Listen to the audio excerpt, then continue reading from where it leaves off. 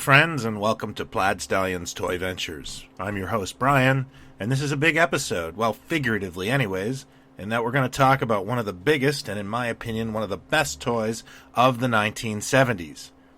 That is the Mattel Space 1999 Eagle 1 playset that was released in 1976. Now, I want to preface that I know in an earlier episode I was a bit critical of Mattel's choice to use the bodies from the Sunshine family line of dolls for their Space 1999 action figure line.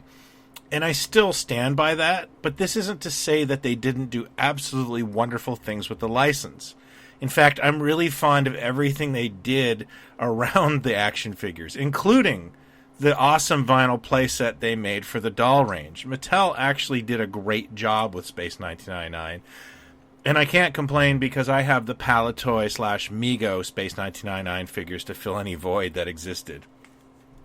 But nothing for me that Mattel made tops this. At over 2.5 feet long, the Eagle spaceship is Mattel's most ambitious Space 1999 toy. This was the big Christmas item, and while it may seem commonplace to any child of the 1980s, this was a good 2 years before Star Wars launched any merchandise. We didn't get stuff like this. This was a trend-setting science fiction toy.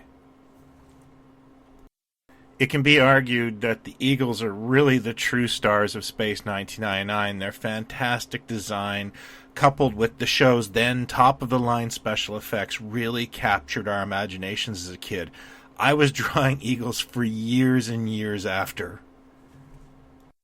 The Mattel Eagle 1 retailed for about $12, which is about the same price as the Star Trek CSF I featured a couple of weeks ago. To compare, the $6 Million Man doll sold for about $7, and Amigo Superhero could be had for under $3, so this was a lot of money for the time.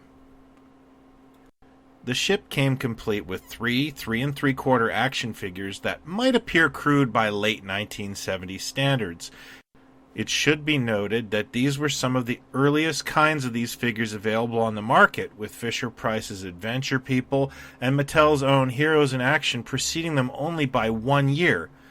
Mattel seemed to base these figures' design off of Heroes in Action, which was sort of a mildly articulated Army Man-style figure stuck in a static action pose. Mattel actually planned to sell more figures separately. They had different looks. This prototype surfaced on eBay once for about 6 seconds and has haunted Space 1999 collectors ever since. Note that they all have stands in this package, just like the Heroes in Action did. The head sculpts on the figures are actually quite decent. They are shown on the box and in certain catalogs as having different paint apps, but I imagine these details got wiped out in order to keep the toy at a certain price point.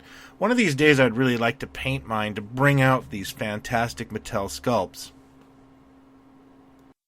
The ship itself is actually very sturdily made. This is a really durable plastic, and it is loaded with features and play value.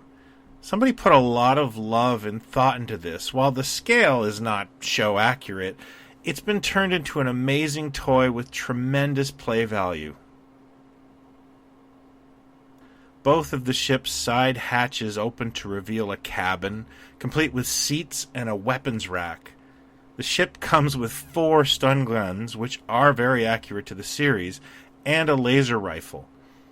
Now, the crew figures can't hold the stun guns at all. In fact, you're instructed to put them on their wrist. I don't think it really mattered because I think most kids would have lost those stun guns almost immediately. They're very small, and I think Mattel included 4, even though you only get 3 characters, because kids were going to lose them. The rifle fares better. The character can actually hold it, and it looks great in its hands. The bottom of the ship contains a working hatch, and there is a winch on the one side to lower the astronauts down. That did happen on the series, and that actually adds a lot of play value. However, one of the best and most memorable features Mattel added was the ability to leave the cabin behind and combine the thrusters with the nose cone to create a shuttle. While eagle nose cones were shown separating in the episode Dragon's Domain, this concept really didn't come from the series, but likely the engineers at Mattel, and it's just such a great bit of extra play value. The only drawback to the set I can find is to get the characters into the cockpit due to their static nature. Professor Bergman gets to be the pilot most of the time because he's sitting down. Considering that he is the only character that was written off for the second season, it's kind of funny. As mentioned earlier, Mattel launched this in early 1976 and stopped producing it around late 1977. This was mainly due to the fact that Space 1999 was canceled in the spring of 1977. I honestly think that the amount of expense and tooling that went into this only to have the series canceled is one of the motivating factors as to why Mattel never really made spaceships for their forthcoming lines like Flash Gordon or, of course, Battlestar Galactica. I think they felt science fiction television was a little too risky to do it again. With the Filmation Flash Gordon, they did inflatable ships, and they didn't do anything for the figures of Battlestar Galactica.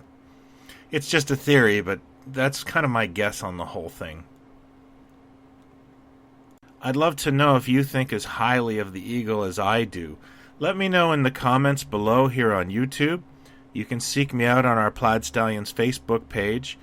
And we have a wonderful Facebook group called Pod Stallions where we talk Space 1999 and toys all the time and would love to have you. Thanks as always for watching. If you're new to this, I hope you'll consider hitting like and subscribe. Until next time, have fun, talk toys, not other people. Take care.